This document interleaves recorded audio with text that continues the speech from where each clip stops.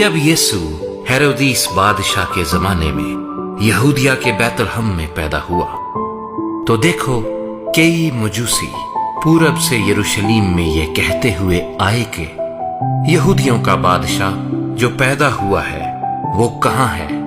क्योंकि पूरब में उसका सितारा देखकर हम उसे सजदा करने आए हैं। ये सुनकर हेरोदीस बादशाह और उसके साथ यरूशलेम के सब लोग घबरा गए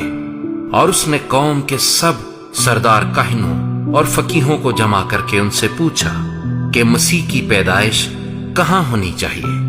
उन्होंने उससे कहा, यहूदिया के बैतलहम में, क्योंकि नबी की मार्फत यूं लिखा गया है कि ए बैतलहम यहूदा के इलाके, तू यहूदा के हाकिमों में हरगिज सबसे छोटा नहीं, क्योंकि तुझ में से एक सरदार निकलेगा जो मेरी उम्मत इस्राएल की गलाबानी करेगा। इस पर हेरोदीस ने मजूसियों को चुपके से बुलाकर उनसे तहकीक की कि वो सितारा किस वक्त दिखाई दिया था, और ये कहकर उन्हें बैतलहम को भेजा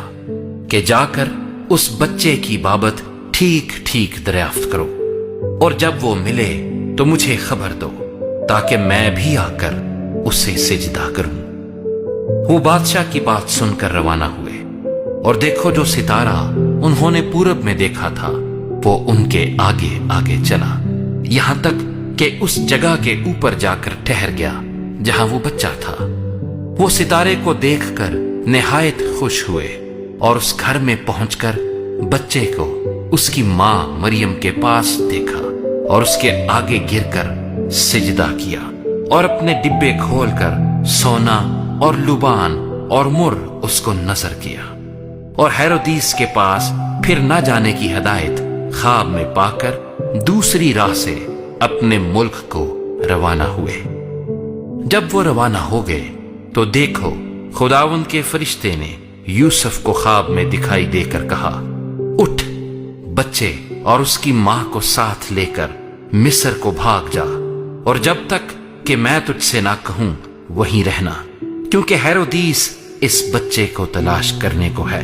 ताकि इसे हलाक करे।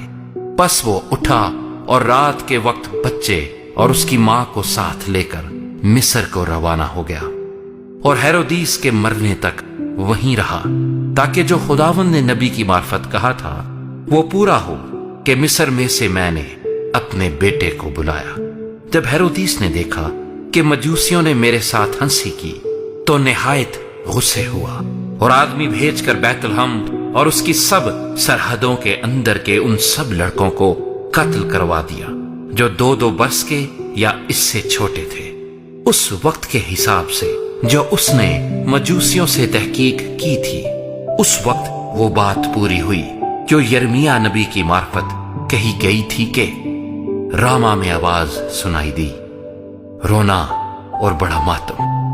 राखेल अपने बच्चों को रो रही है और तसल्ली कबूल नहीं करती इसलिए कि वो नहीं है। जब हेरोदीस मर गया तो देखो खुदावंद के फरिश्ते ने मिस्र में यूसुफ को ख्वाब में दिखाई देकर कहा कि उठ इस बच्चे और उसकी मां को लेकर इस्राएल के मुल्क में चला जा, क्योंकि जो बच्चे की जान के ख्वाहां थे वो मर गए। बस वो उठा और बच्चे और उसकी मां को साथ लेकर इस्राएल के मुल्क में आ गया। मगर जब सुना कि अरखिलाउस अपने बाप हेरोदीस की जगह यहूदिया में बादशाही करता है तो वहां जाने से डरा और ख्वाब में हिदायत पाकर गलील के इलाके को रवाना हो गया और नासरत नाम एक शहर में जा बसा, ताकि जो नबियों की मार्फत कहा गया था वो पूरा हो कि वो नासरी कहलाएगा।